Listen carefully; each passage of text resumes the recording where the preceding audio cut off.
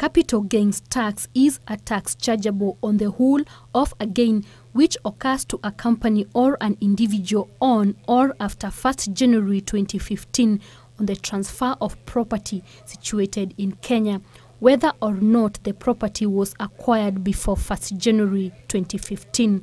For the purposes of taxable gain computation, the law defines the property acquisition cost as the value ascribed to pay for stamp duty valuation purposes as the time when it was transacted.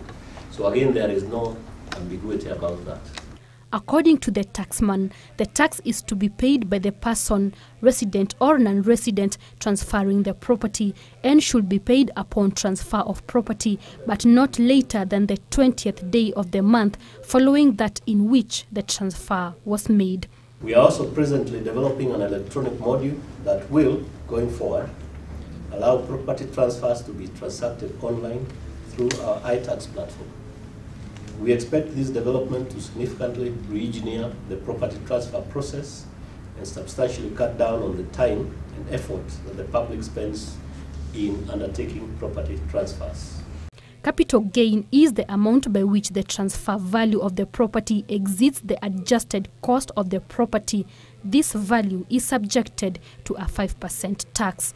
While the Kenya Revenue Authority expects everyone transferring property to comply with the capital gains tax for a smooth transition, the taxman has made some exceptions, which include income that is taxed elsewhere, as in the case of property dealers, issuance by a company of its own shares and debentures, disposal of property for a purpose of administering the estate of a deceased person, compensation by government for property acquired for infrastructure development, transfer of asset between spouses as part of divorce settlement, and sale of land by an individual where the proceeds is less than 30,000 shillings.